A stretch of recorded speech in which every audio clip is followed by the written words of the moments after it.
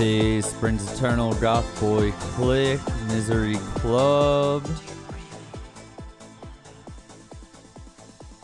With Face, Prince Eternal, the moon does reflect off the shores of forgiveness. What's up, Frank? What's up, Anya? What's up, Jonah? Hello, everyone. Hello. The quality of that song is pretty bad. I would around like night 3 of tour, 3 or 4, I found it on YouTube and made it my walkout song. I didn't realize how low quality it was. I just ripped it from YouTube. What's up, everyone? We're doing the top 8 of everything. My top 8 favorite things as of this morning when I sat down and figured them out.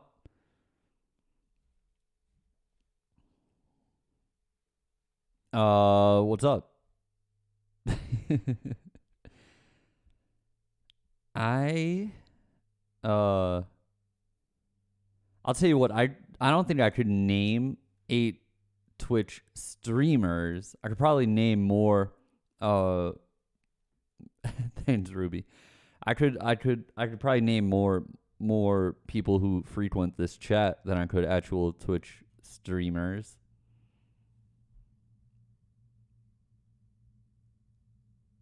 I'll tell you what didn't make the list. But I love is that new Virgos song. What's the name of it?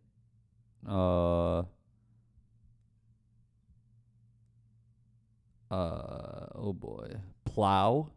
Yeah, I love that song. Man, what a crazy song. I love it. I love the Virgos. They are PA's heaviest band. I mean, as far as I know. Although, you know what? Scolari Brothers are also very heavy. They just deleted a bunch of their music. They're like kind of a new band. They deleted a bunch of their music off of Bandcamp over the past couple days. I had lettuce wraps for dinner. Ground chicken. Scallion. Garlic, and like a sauce that gets added. What's up, Bob? A sauce that gets added midway through cooking. Soy sauce, fish sauce, brown sugar, and sriracha. And then at the end, I add a little bit of chili oil. And that's it. Do I have any pets? Yeah, I have a cat. Moosey.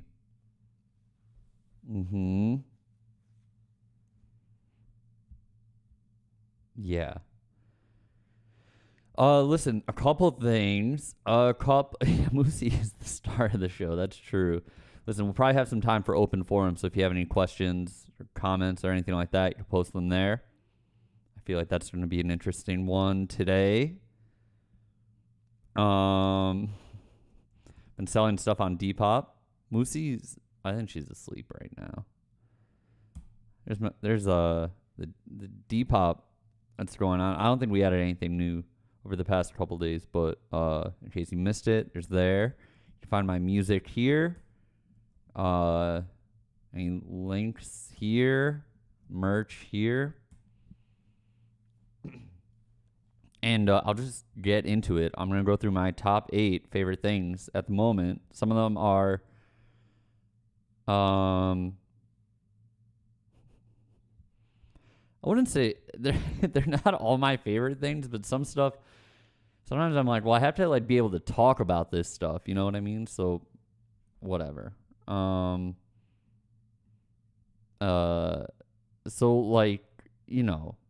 I stand by them, but yeah. Is the tour merch on sale? Not yet. That'll be Once the new store launches, and I'll talk about that in a little bit. Once that launches, the tour merch will be up. Then.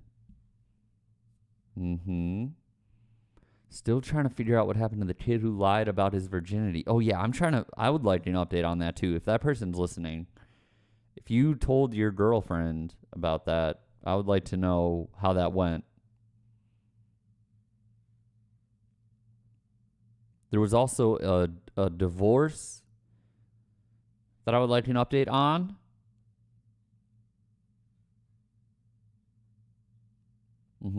Yeah, Bob, it is like that.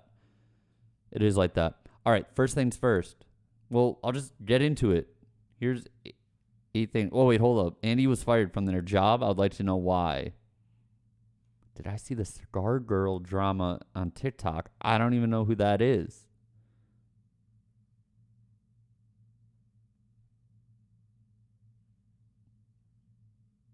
But I would like to know why Andy got fired. And I would like to know if you think that you deserved, like, if you were like, listen, like I was laid off before. I worked for a small company. And they laid off like half of their staff, and I was part of the half. And I was like, that's fair. I wasn't really adding to the bottom line. What is my favorite song that I've made? People ask this a lot. I need to like write down these answers. I like Mystery. I like God's Country. I like Mine is a Curious Passage. Those are some of my favorites. I like Contact. Oh, I love Caffeine. Yeah, Caffeine's up there. That's right. Thank you. I do like Hickory Grove. I have like 1,000 songs.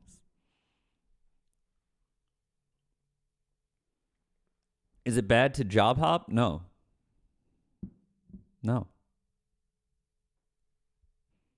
Okay, I'll get into this. Number 8. I hope these show up on here. Number 8. My favorite things. There we go. My favorites playlist, which has just been updated. I think I have a link to that. Let's see if this works. Yeah, there we go. Hold on. I'll go through it too. I'll go through it and talk about some of the stuff that's on there. I just like when on my chat view, the links show up in a nice block, even though you might not see that. But yeah. Anyway, my favorites playlist. Let's look at it. There we go. Okay. Let me zoom in too, so you can see what we're dealing with here. Oh boy, I disappeared. Hold on. There. Sorry. Okay. So we start with this If I Can Dream song by Elvis. Since I watched the Elvis movie, I can't stop listening to this song, especially this version, the live. It's like a live version from a NBC special. Very good. His voice is he's screaming in that song. Not even like high notes, notes that I can sing. I can't sing high. I can sing that song, but not as rough as he sings it, not as cool as he sings it. Newsflash, I cannot sing as cool as Elvis does in this song. So that's up there. It's Paris 1919 song by John Cale. I've been playing that. I think I opened the show with it on Sunday and played it last Thursday too. John Cale is super good though. I was not I always liked the Velvet Underground a little bit. There were times when I really liked them. But but they were a little too edgelordy for me. You know, I don't know. Just like, okay, come on, guys. I get it. You know, you're into art, drugs. Who isn't, right? But then my friend was listening to John Cale, who was in the Velvet Underground for a little bit, and recommended his first album, Vintage Violence, to me. And I loved it. And then he said, if you like that, you need to listen to this Paris 1919 album. This is the title track from it. It is so good. It has none of that, again, like that, like edgelordy, like, you know, like too cool to get a good take type element that I don't like. You know? Yeah, Frank, exactly. Like, listen, I do like the Velvet Underground. I love the Loaded album. And I like the Underground and Nico album too, but they're just not always. Sometimes it's like a little much for me. And this John Cale album, first 3 albums as far as I know, are so tasteful and good, you know? Just good, and they're not pretentious or anything like that. And the songs they're kind of light. Really into it. This Caroline Polachek song, couldn't stop listening. I think it came out when I was on tour, and I just kept playing it in the van. I love her. I think she's incredible. I like, you know, upbeat songs that are generally like, it's like normally what I'm listening to.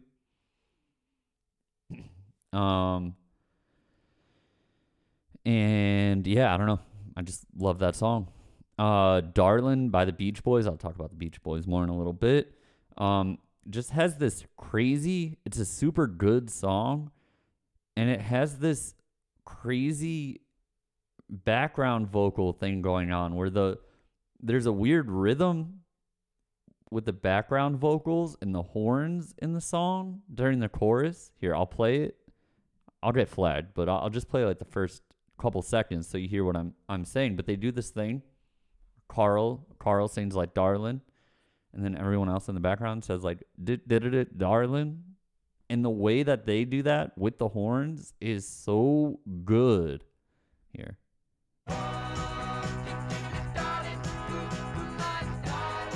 One more time. I love that. Love that. Thanks, Charlotte. Great song. Carl has a great voice. I love the way it comes in too. Just right from the start. You're in it, you know? Love that.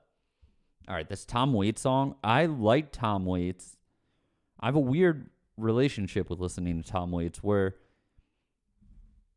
I like most of what I hear, but I just still haven't fully given it the attention, given him the attention that I feel like he deserves. And I know, like, there will be a time when I'm all in on Tom Waits and it's all I'm listening to and he's all I'm talking about. But this song came back, and I just remembered it the other day. When I was, when I was in high school, I had this friend, Bob, right? And Bob was the first bass player of Tiger's Jaw. And then, but we never played any shows with him. There was Bob and there was Dan. Dan played keyboard. Dan was an amazing keyboard player. Bob was a very good bass player too, but they just weren't really into it. And then we kind of like let the Tiger's Jaw project like die a little bit. And then me and Ben like just kept working on stuff together, and then we brought it back without Bob and Dan, like a soft relaunch. Anyway, Bob was my friend in middle school. I mean, I guess he's still my friend, but I met him in middle school. And he was like, man, he had a really dry personality, but he's so funny. And he liked like classic rock is largely what he was listening to. And but anyway, he got me to campaign. Somehow he got me. This is like so unlike me. But he somehow roped me into campaigning for Obama. Like when Obama was first running. We were like, teenagers or whatever. And we went over, I don't know. It's like so boring. Like not at all. And it's not at all what I would like do on my own. But it was just like something to do, on like weeknights, hang out with your friends and cold call people about Obama. I knew nothing. Okay, I knew nothing about politics or anything, so I don't even know what I was saying to these people on the phone. I probably just followed a script, or if someone was interested, I'd like hand the phone to Bob and be like, "You deal with this." They're actually interested in what. Anyway, but we would campaign with these like older people, and like the campaign volunteers would meet at their house on election day. And I remember on election day being in the back of a pickup truck with Bob. There's two people in the front, and they were playing this new Tom Waits album. And this is the first song on it, Hoist That Rag.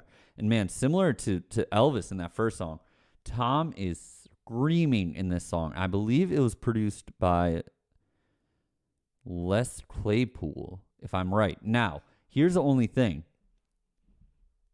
With this version that's on Spotify, they like remastered it, and the album is really gritty sounding. I think it was recorded live and in a barn.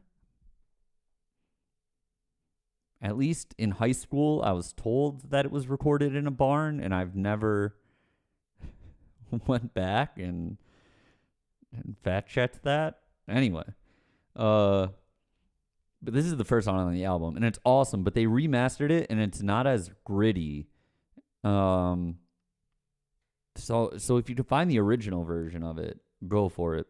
Still, the song's pretty insane and really cool. There's a live version of it that's also really great. Okay. No Other by Gene Clark. I've played this song before on stream.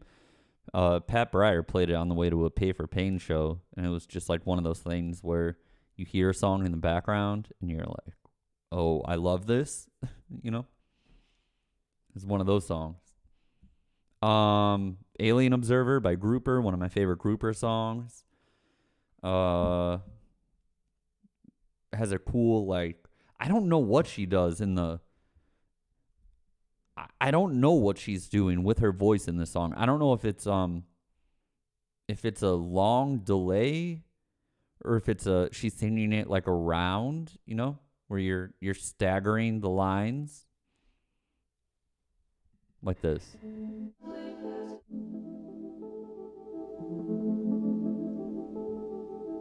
Maybe. Hold on.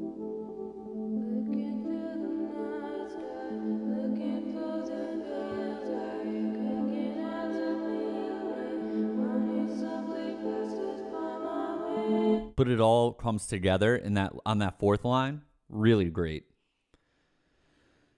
Yeah. This Moon I Already Know song from Mount Erie is super short, like under a minute, and it's right there, a minute and 26. Just a cool, pretty fast song from Mount Erie. Great song. Sweet Carolina by Lana Del Rey. I was playing this on tour a lot too. When I was like in those like later drives, like Portland, Seattle, Salt Lake City, Denver drives, and I was like in the back of the van by myself.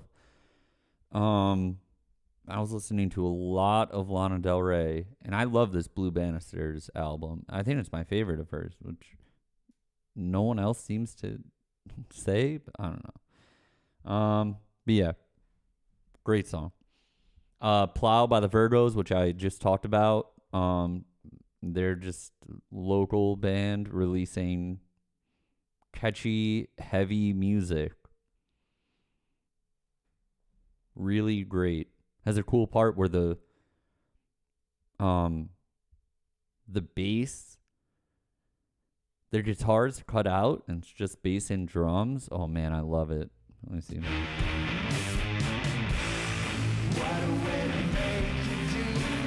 A little before that.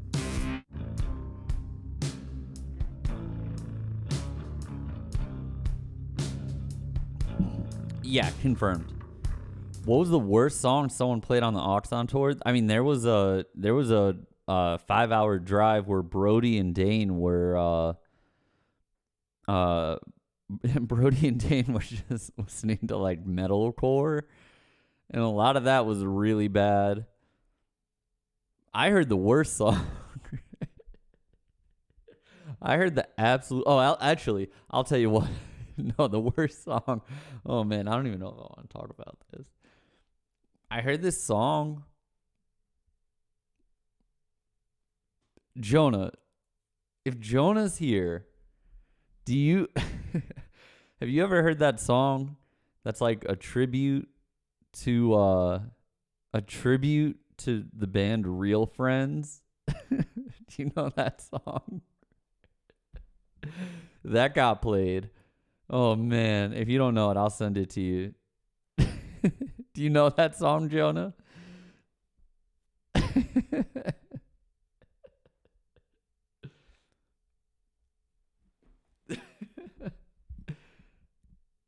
Oh my God, I'll send it to you. Another song that I heard, oh man, this, anyway, yeah, Jonah, I'll send it to you. All right, this Zola Jesus song is so great. This is the first song I heard from her, but it again like came back into my brain recently. There's a comic book writer named Warren Ellis, not the musician Warren Ellis, but a comic book writer named Warren Ellis, who used to have this blog or like a email newsletter that he would send out, and he was like talking about this song a couple of years ago, and that's how I first heard of Zola Jesus. But the song is awesome and also really confusing. It's like I don't know. It's a great song. There's just like the chorus hits so hard. I just don't know like if I was to play this song live, I would have no idea when to start playing the chorus. And it confuses me every time I listen to it, but the song is awesome and the chorus is awesome. This Laugh Now song by Little Wings, really good. Also sounds a lot like another Little Wings song. Which one is it? Well, I guess it's the same like melody as Look at What the Light Did Now, which is his most popular song. This is Look at What the Light Did Now. Sorry, I'm trying to skip so I don't get flagged. Hair it like a pounce upon a pico. Look at what the light did now. Bear it like a bounce upon the beaco. Look at what the light did now. And then Laugh Now has a very similar melody and chord progression.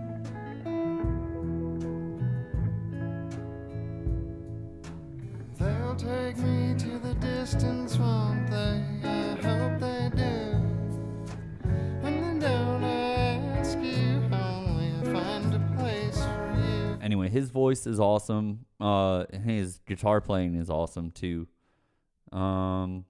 Yeah, Ventura, if Little Wings was playing anywhere near me, I'd be there in a heartbeat. I was trying to see them when I was in LA, but they I think the show was like the night before mine or something like that.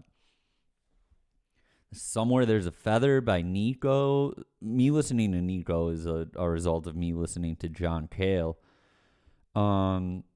This is one of those great songs from Chelsea Girl that either Jackson Brown or Bob Dylan wrote. Let me look that up.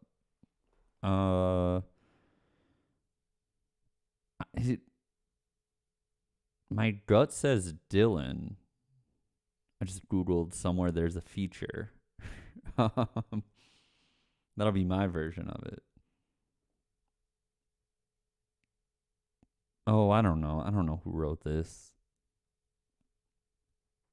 I think Jackson Brown. Okay, anyway. Yes. A Sandy Denny song. This was on my top 8 last time, the Sandy Denny early home recordings album. She was the singer of Fairport Convention for a little bit and died pretty young. She also had this awesome band called Fathering Gay, and the song is called Fathering Gay. It was a Fairport Convention song. Very confusing. Anyway, this is like a home demo of it, and the quality is so great. If I could put all the music I listen to through this like tape filter, I would,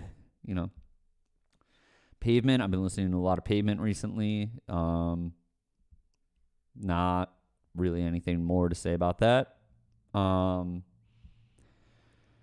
Same with Sonic Youth. Me listening to Sonic Youth again is a result of me listening to Pavement again. When Pavement's not heavy enough, I'll go to Sonic Youth. My favorite Sonic Youth albums are Murray Street and Sonic Nurse, which are like middle to late era Sonic Youth.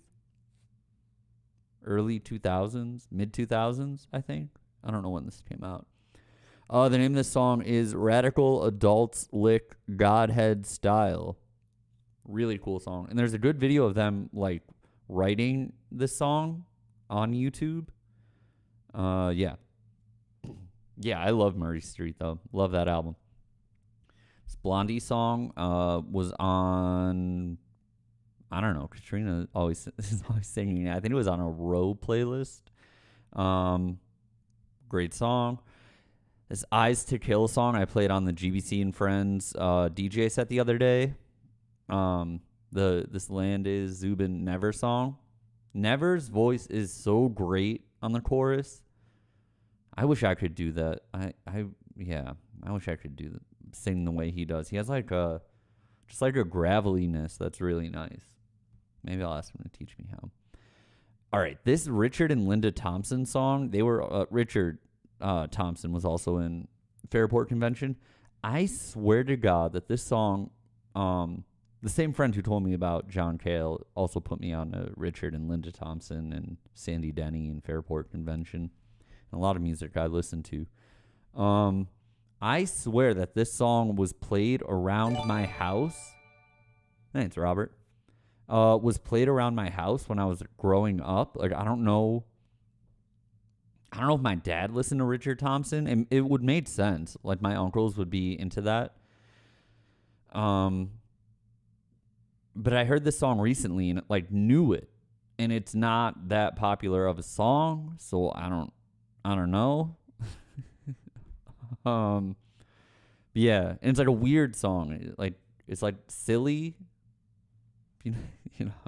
not my go-to type of music, but I do like Pavement. Anyway, yeah, this whole album's awesome though. Really pretty dark album. Shoot Out the Lights by Richard and Linda Thompson. I think they were going through a divorce. Hey, thanks, Marcus. Yeah, Marcus, you do have the red moon. Yeah. I think they were getting divorced when they were recording this album though. And it's kind of hard to listen to when you know that, because they're both singing on each song, and every song is like really sad, but also really good, technically good. And this song's not sad, but anyway. And then finally, this Thanksgiving song. Thanksgiving is awesome. Adrian, I forget his last name. Adrian Orange, I think. He he was like a Mount Erie protege. I think he kind of just went off the rails a little bit. I'm not really sure what happened to him. But Mount Erie produced, or Phil Elverum produced this album, Welcome Nowhere. And it has an awesome cover. A tiger wrapped in a blanket. And the song is awesome. And Phil Elverum sings on it too, or you can hear him doing the harmonies in the beginning.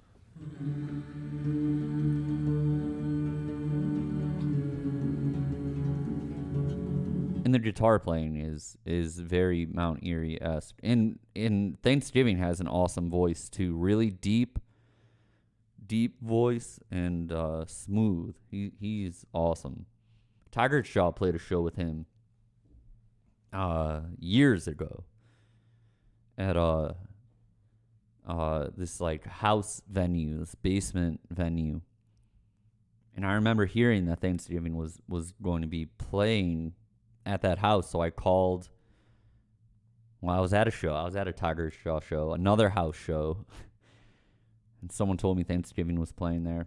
So I got the guy whose house it was. Actually, it was his grandmother's house where he had the shows. But anyway, I called him and I asked him if Tiger Shaw could play the show, and that led to us playing at this house like probably 10, 15 times. When I was in the band, you'd probably fit 50 people there. And Thanksgiving played.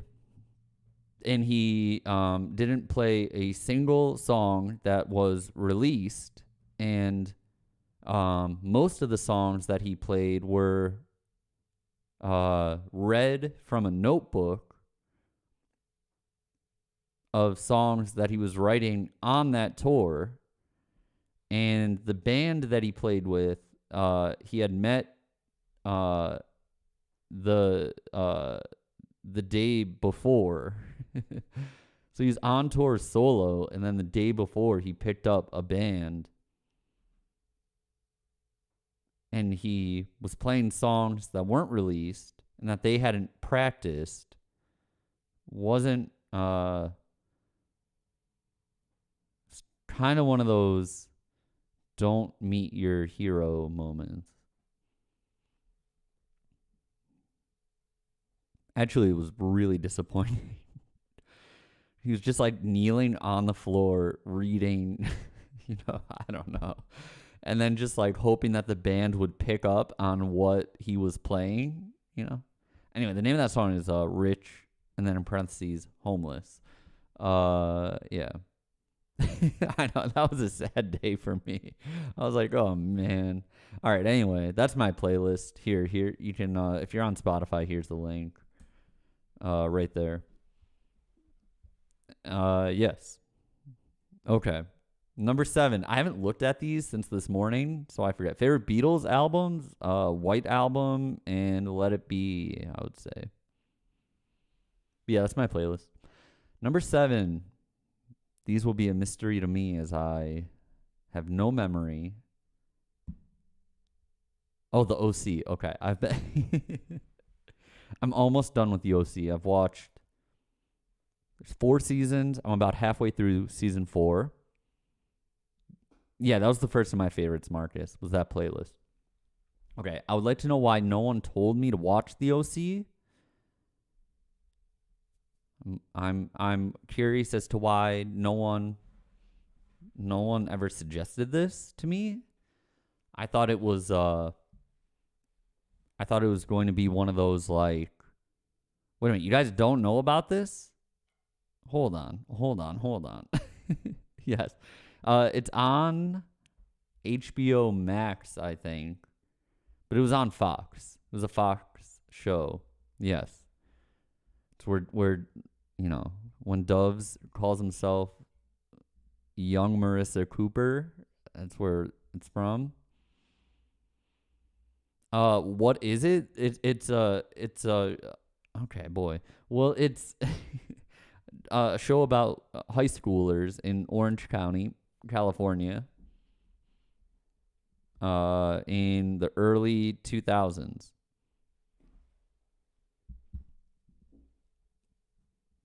And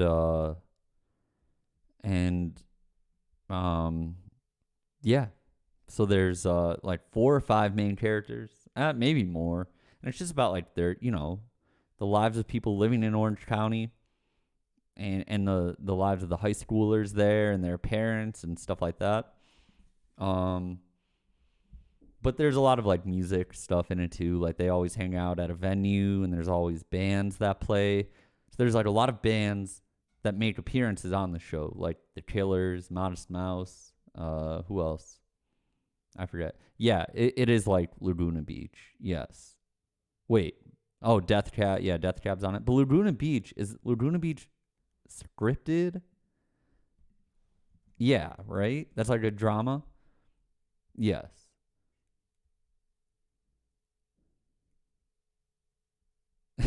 Okay. I believe you, Shannon. Thank you. Oh, man, it is a great show. Really, really great. No, I never have Little Girl Group. I'm sorry. Highly recommend the OC, though. I'm almost done with it. I'm pretty sad about it. I don't know how many episodes I have left. Yeah, it really, really white show. It's yes, Frank. It's incredibly white. Incredibly white.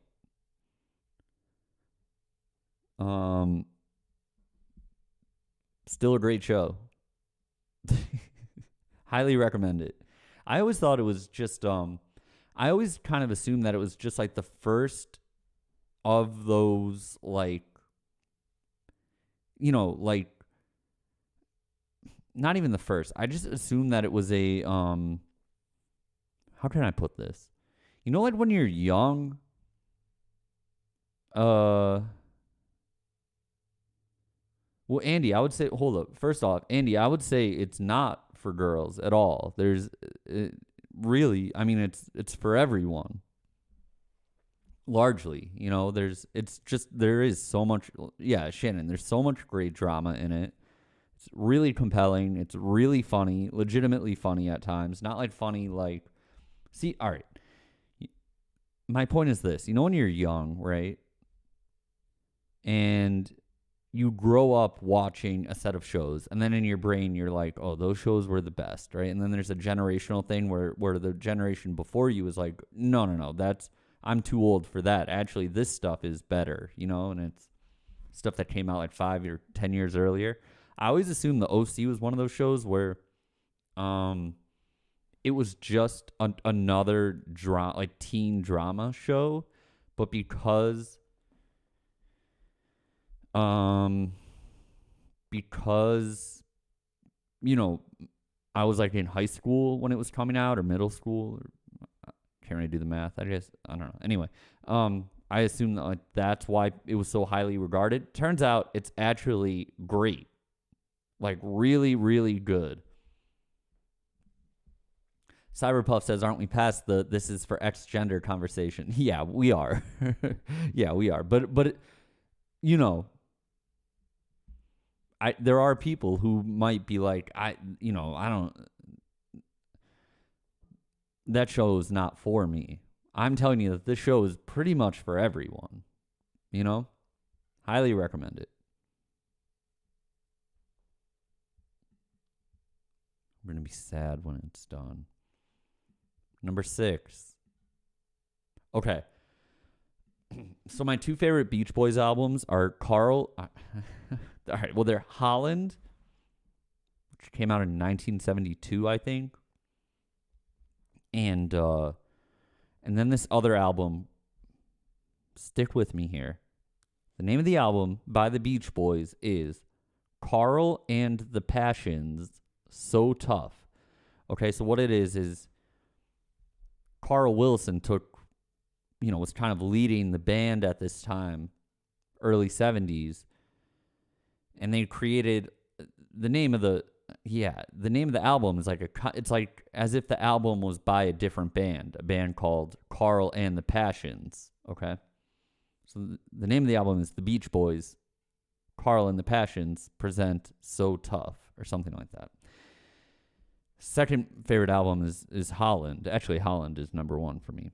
And they recently released these as a box set, like a deluxe version with, ton of demos, a ton of live versions, stuff like that. That I highly recommend. Especially if you, a lot of Full Moon Mystery Garden comes from this run of songs on Holland called the California Saga, which is in 3 parts. And that's on this Sail on Sailor. Sail on Sailor is the name of the box set together, okay? But if you just want to listen to the Holland album, it's tracks 3, 4, and 5. California Saga, Big Sur, California Saga, The Beaks of Eagles, and California Saga, California, okay? And it's just like weird natural mysticism stuff that you would expect from, the Beach Boys in the 1970, 72, where they weren't that cool. They were cool, but they weren't really viewed as cool. They were kind of viewed as like just like out of style, Anyway, highly recommend these songs. This California Saga, Big Sur, is so incredible, and there's like multiple versions of it on this box set. It's really good. There's also a really weird. There was a 7-inch included with one of these records that's on the box set that is like Brian Wilson.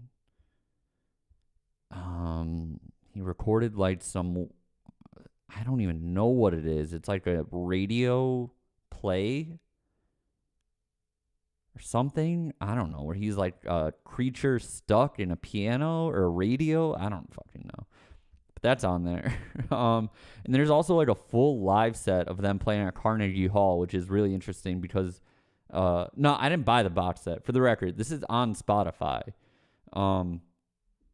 I think the box set's probably like $100 or $200. It's I think it's like 6 or 7 records. But yeah, there's a full set of them playing at Carnegie Hall, which is really good. It's like a time period that isn't super well documented when it comes to live stuff. You get Mike Love, being an asshole. Just fun to listen to. Anyway, I highly recommend it. Yes, highly recommend it. Number 5. Okay, Katrina's been playing Tetris. And then I started playing Tetris. And then I had to delete Tetris from my phone because I was playing it too much.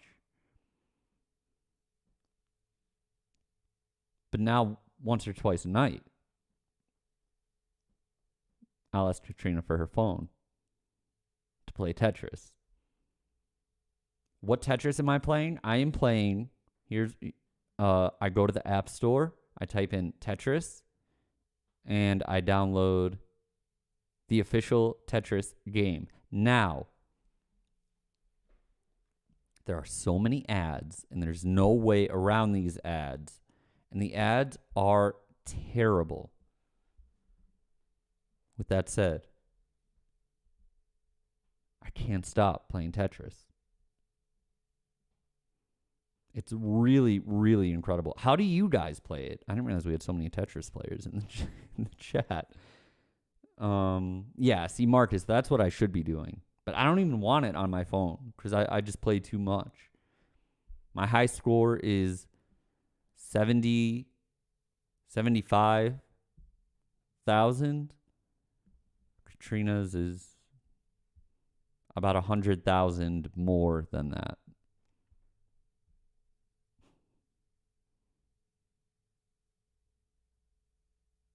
Falling light blocks. Okay, good to know. I feel like it's helping my brain in some way. I feel like there's something, it has to be helping me with something. I don't know what. But I like to think that I'm getting something out of it. I've never played chess.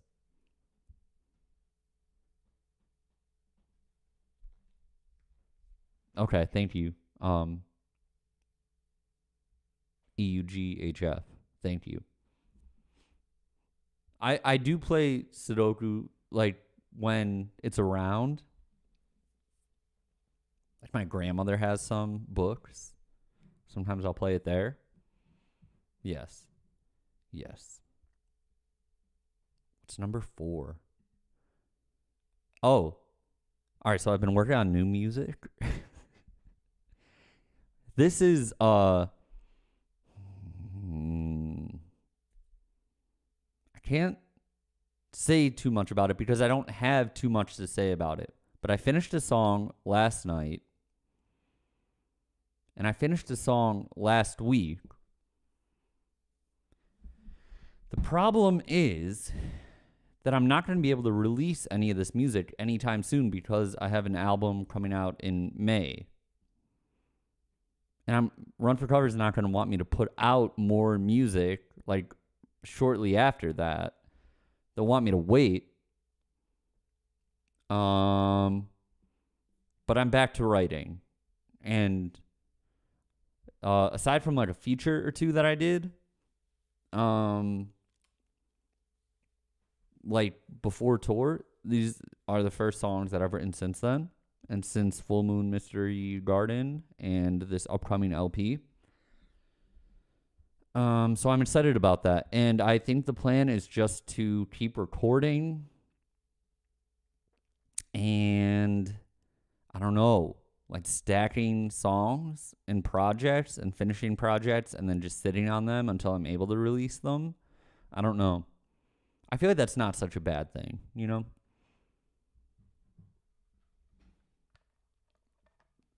My fear with that is always like, thanks prayers, what if I sit on it for too long and then I don't like it anymore? Well, that might be a sign that it's not actually something that should be released. But I'm not so worried about that. But I'm happy to be working on music again. And I have no shortage of ideas. And I have no shortage of projects that I want to start. And no shortage of projects, in my brain. Does that make sense? Yeah, there are a lot of places they could drop. That's true. I could do that, Taylor. I just try and I like to hoard it all for myself, Am I using the beats I made the other day on here? Well, I might. I don't do features. Sugar Venom, I'm sorry. Yeah, I would work with Black Cray again. I feel like we've never actually properly worked together. I mean, we have, but I've never talked to him in making a song. It's always like the producer is usually the middleman on that. I would like to meet him. I never have. And I really, really like him.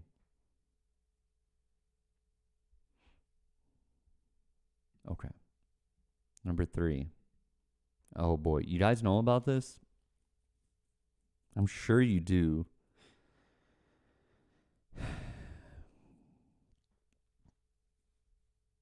All right, so I don't go on TikTok a lot. Here's how I absorb TikTok. Katrina sends me stuff. My sister sends me stuff. The only other people I follow are Copes and Wolf Drawn. And I think some dude who cooks, or he films his dad who cooks, right? But they don't post enough. Anyway.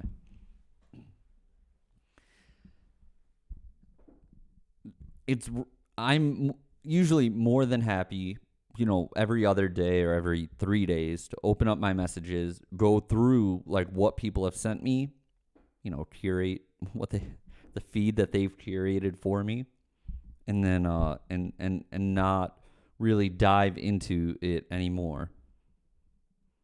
No, I don't have an official TikTok yet or anything like that. Yeah, they suggested that I make one. It's on the list. All right, but this Britney Spears stuff has gotten me it's got it Here's what's happening.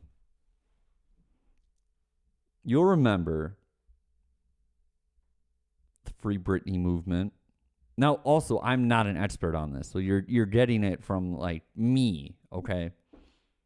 Not like an official source, but as far as I understand it, it's like this, right? Britney Spears was under a conservatorship. I feel like I'm adding, yes, a conservatorship, which meant that her father was largely controlling her estate and her day-to-day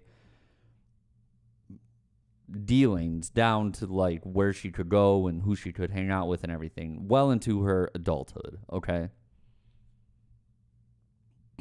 Now, the internet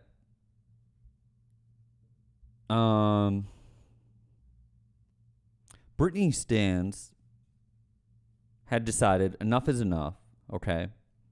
And rallied around Britney in her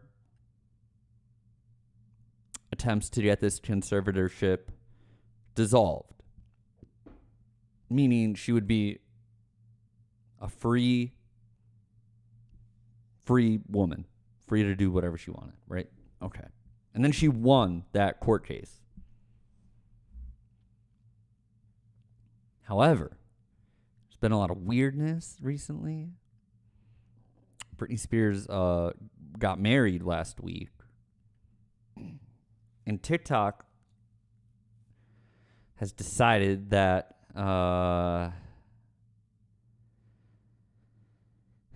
something's not really adding up about this wedding. And they're looking at a lot of the footage. And the footage is very strange. It largely hinges on,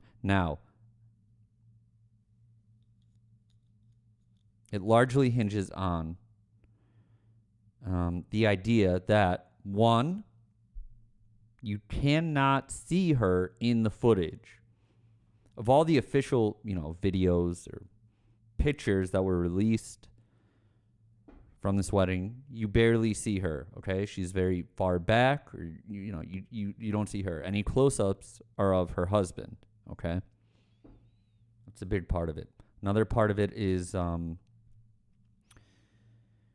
seems to be some element of CGI going on in some of the videos. There's a video where Britney is next to Paris Hilton and her hand is going in and out of Paris Hilton's hair in an unnatural way, literally unnatural way.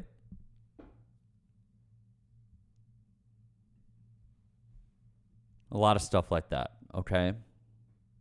What's also interesting is that her husband is very into artificial intelligence and CGI. So the belief is largely either one,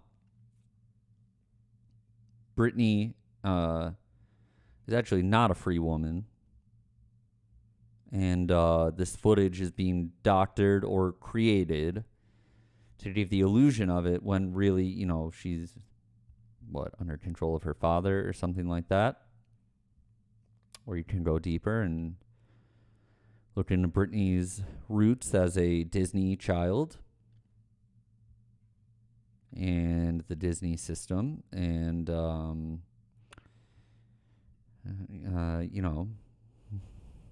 mind control, MK Ultra and stuff like that. Come to your own conclusions. But I highly recommend, as a thought exercise, see, it's a little tricky to even talk about this stuff. But I would say, as a thought exercise,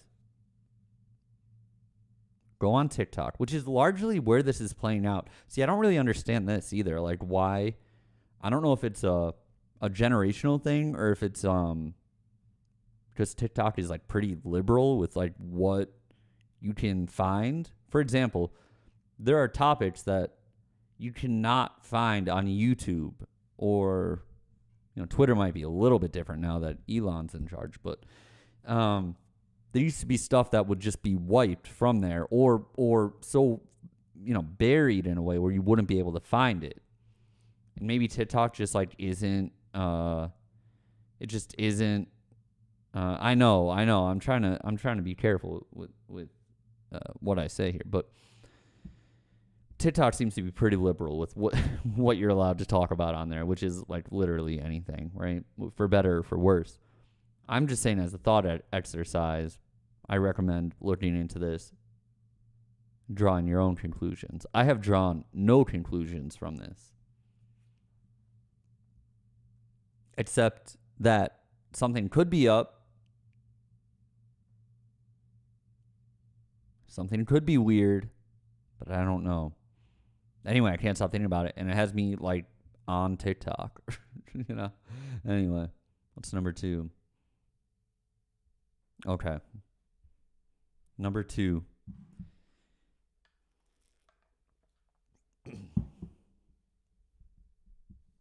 I'm moving my you guys know that I'm redoing my web store, and part of that is moving my operation to a new location. It's like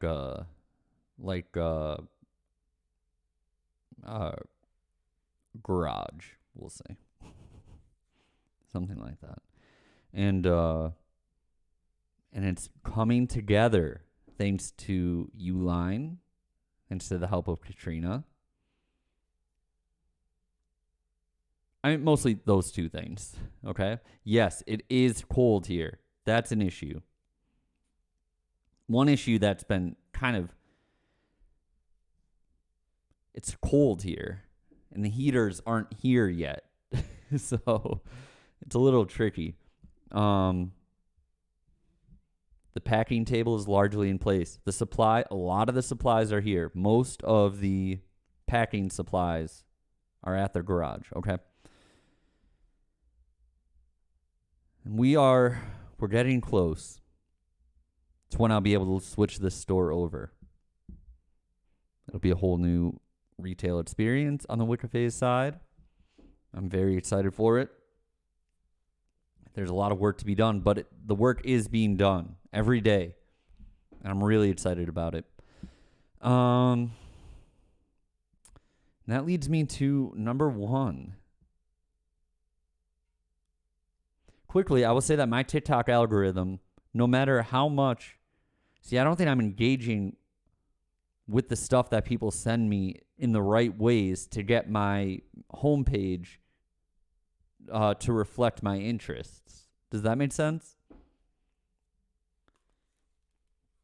For example, like my sister Katrina will send me like fashion stuff or cool houses or something like that, or like funny videos that what stuff I would find funny. Mostly like people like falling, but not in like, or scaring people. People like spooking other people. All right. Anyway, my homepage is like out of control. Like a lot of like cop videos. Like I don't know what that's about. A lot of like crime stuff. I'm not really into it, and a lot of fighting stuff, and not like wrestling or UFC or anything like that. Like street fights or like high school fights. I like hate that stuff. Hate it. I hate it. It's like the lowest. Oh God! It's like the lowest form of entertainment, and it's like what's on my TikTok homepage. So I have to update that. Anyway, my number one, my top thing in January, I want to see how I phrased this.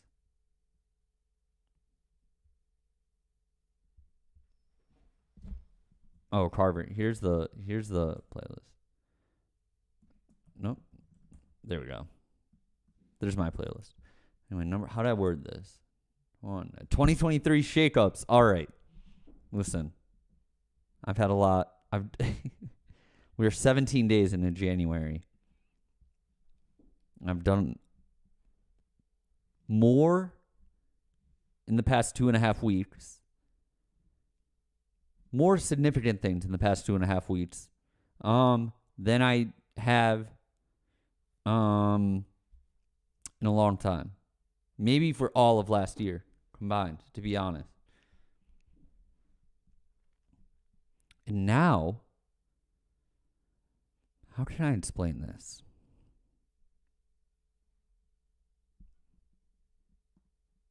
Well, one thing I'll say is this. I'm you guys know that I'm kind of involved with dark medicine. I'm stepping back from that so that I can focus more on music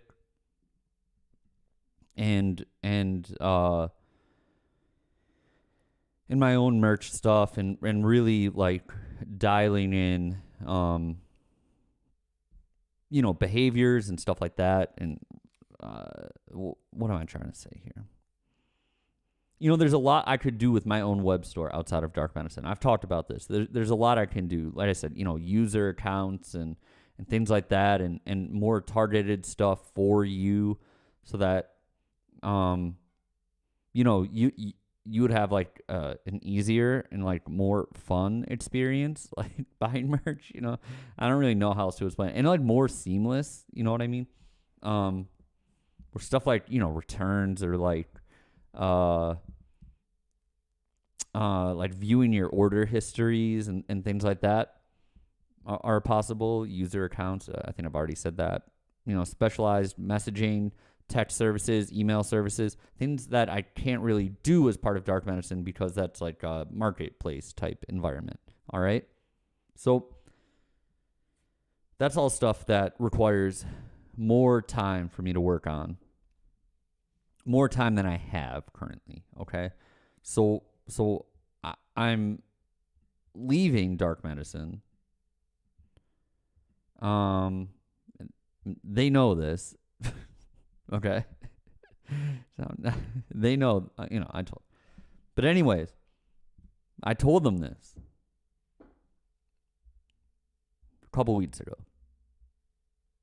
January 2nd, January 3rd, I'm leaving dark medicine. Last week,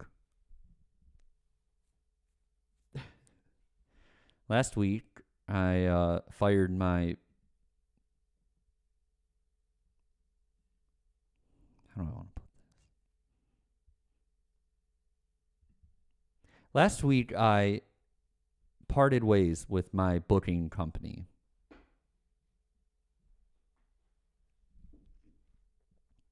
And I will be having new booking agents. Any day now. Okay. And then there's some other stuff in my, But here's the point. Now, I'm addicted to this. Now Now I realize that there's no greater rush than being anxious about delivering unfortunate news to people, or like news that, news that might not have a great outcome, and then getting it off your chest and doing it. I love it.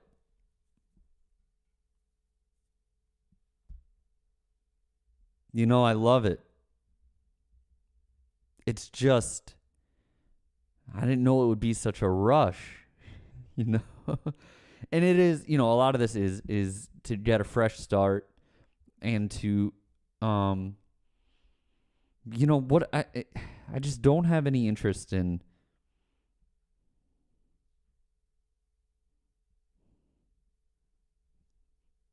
what am I trying to say here? How do I want to say this?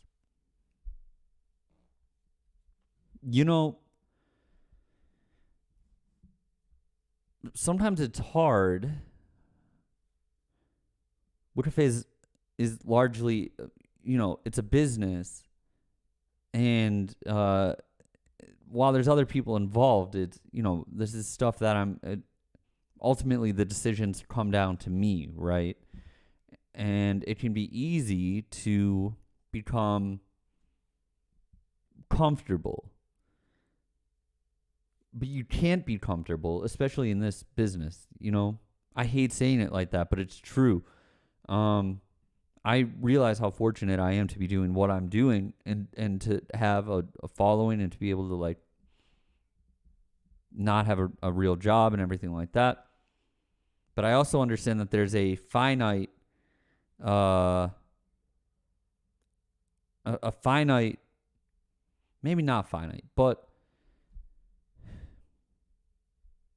I have to, the way my brain works is I have to assume that in a year from now, this can all be gone, right? Or something, or 2 years from now, or 5 years from now. This, I'll still be making music. I'll never stop making music, but I'm lucky is all I'm saying, okay? And while I'm in a fortunate period of my life now, I need to make the most of it. And so I can't really, if something's not aligning, it has to be fixed. If something isn't, if there's too much friction, it either has to be fixed or be cut out, okay? So that's what I've been up to. I'm not on bad terms with APA or anything like that. It's just time to go somewhere. It's time to go somewhere where someplace. It's time to go to someplace who understands how to position WICCA phase and can, has a grasp on what, one, the types of people that I would like to play with, and two, has relationships with those artists, and three, can make suggestions based on what they think would benefit me the most. And by that I mean, like, they know who's cool, or they know who I would like, and they would book me with them. And if I was in a pop punk band or something like that, APA would be my first choice. I'd be begging them to book me. It's just sometimes it doesn't, And they knew it too. When I called them, I was expecting, everyone told me, it's going to go bad. Be prepared to get yelled at. I know, Shannon. I know, but I'm gonna wait until I have someone lined up before it's officially lined up. Because we're not on bad terms, and if an offer comes through in the next week or two, APA will tell me about it. But everyone said that's not going to be an easy phone call, and it's actually going to be you're going to actually feel very bad about yourself when that phone call's over. And guess what? That did not happen at all. It actually went incredibly easy, and there was an understanding there that, it was just the right move for both of us. With dark medicine, it wasn't. It's a little bit more complicated because I've been involved with it from the start. But there's also an understanding that, WICCA phase comes first, and if something is pulling me away from that too much, then, what are we doing here?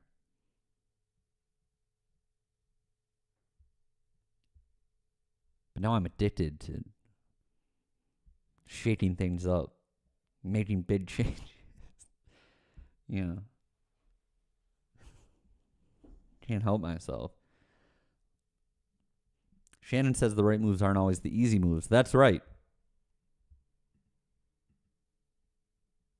Oftentimes they're very difficult and can add a lot of stress. Yeah. Can I do favorite fonts next? Yeah, I'll do that. I'll do that on Thursday. I'll talk about my favorite fonts. Let me make a note.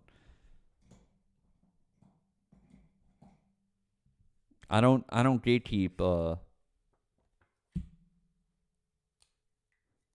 I don't gatekeep fonts. Just making a note. Okay.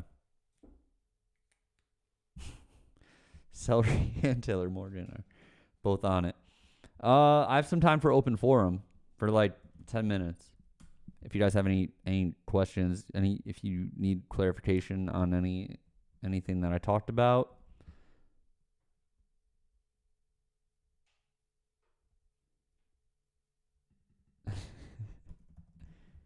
Let's see what we have here. What's something I would gatekeep? I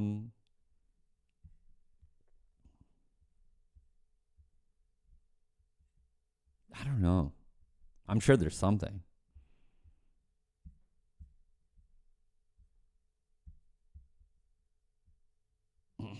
Favorite show of tour? Man, I think we've talked about this, but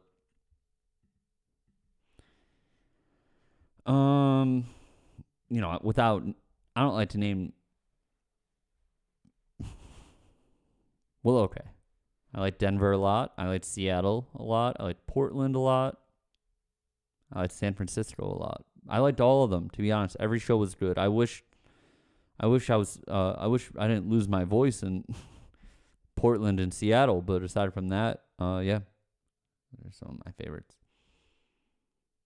This will represent crew neck. There's some of these on my Depop if you want one. Top 8 30 Seconds to Mars songs. Couldn't name a single one. I'm sorry. Favorite mobile suit, preferably not from Wing. I like the Tall Geese. Oh, wait, that's from Wing, huh? Oh, boy. I like Char's. What was the... Char had the Zegok. Or no, wait. Oh boy. It's been a while since I've watched anything, but what did he have? What Gundam was Oh, the Zaku. Yes, I like the Zaku. I like the main one in 0083.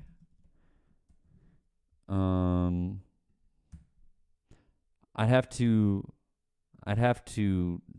think more about it. So I haven't watched Gundam in a while.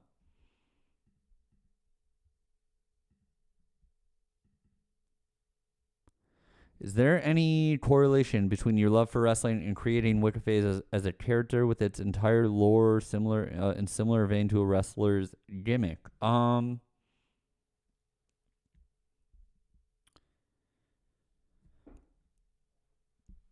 Well, the correlation is that you can. The correlation is that the best wrestlers are ones who can. It's not always the best wrestlers. How do I put this? A lot of the most successful wrestlers are the ones who can portray a character that's really just themselves turned up to 11. Okay?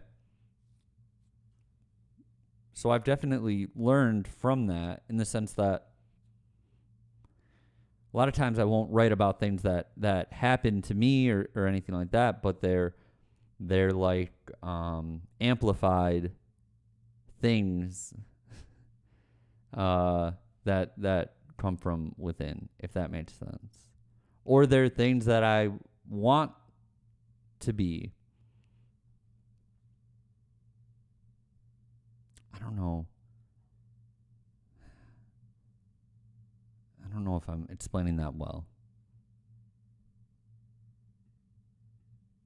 Have you / do you want to read Berserk? I haven't, but I would. Yes. Is everyone in LA neurotic and completely self-absorbed, or just most everyone? I don't know. My friends aren't all self-absorbed. Some of them are.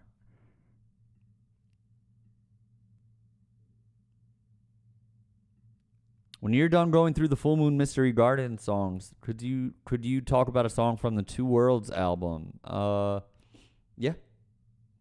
Definitely. I could even do that. I could break up Full Moon Mystery Garden. Talk about Two Worlds. Let me know what song. Do you like Nick Cave? Yes, I do.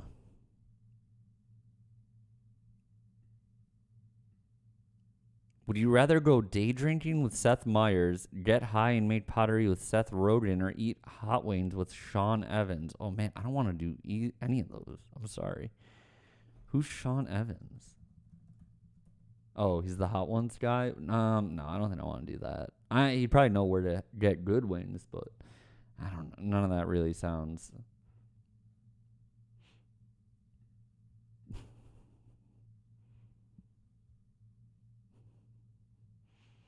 I don't think I want to do any of that.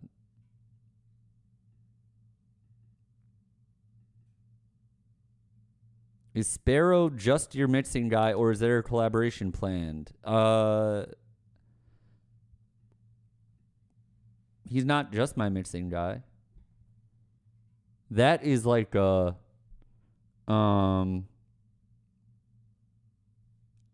that's like, oh wow, Sparrow happens to also be great at mixing. So I'll have a mix. But yeah, I would like to work on more music with him because his voice is awesome. I'll do one more.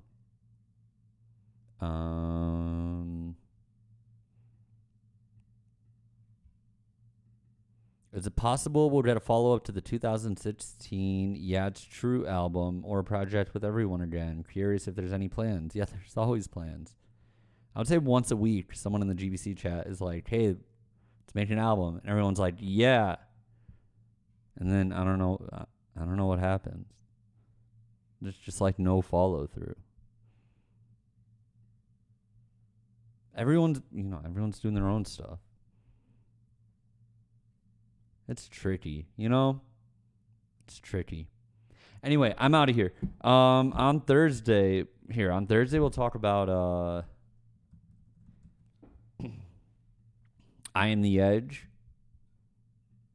Is that what's next? Yeah, we'll talk about I Am the Edge. I'll try and get Rip Eternal on here. And I don't know. Yeah, I'll try and get Rip Eternal on here. And also talk about some fonts and some other stuff. Hopefully I'll have some merch updates too. All right, thanks everyone. Here, I'll pick a winner. Who's the winner? C Wraith is the winner. Congratulations, C Wraith. You win the honor of being in the stream, I guess. I don't know. Okay, thanks everyone. Have a good night.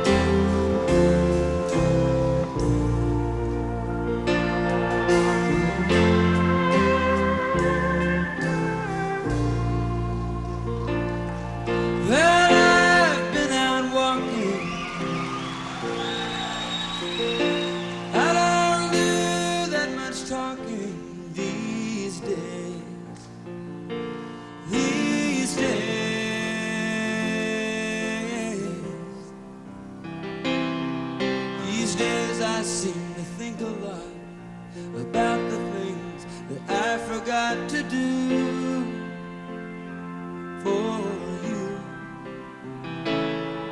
and all the times I had the chance to.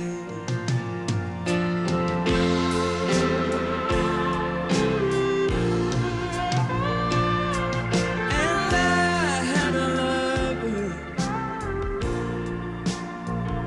and it's so hard to risk another these days.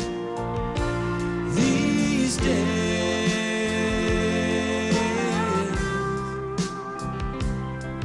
Now if I seem to be afraid to live the life that I have made in song, hold on,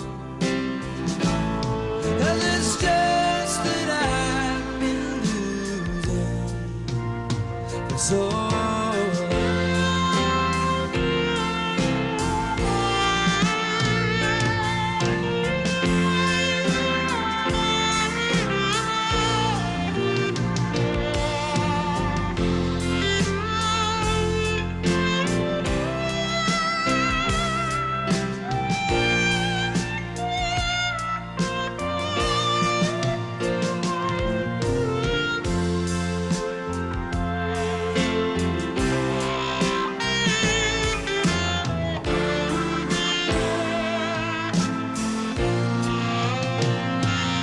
Well, I keep on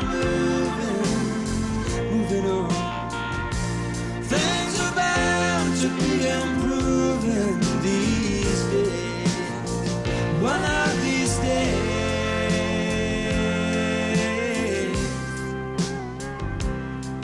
These days I'll sit on cornerstones and count the time in quarter tones to 10. My friend, don't confront me with my failures. I had not forgotten them.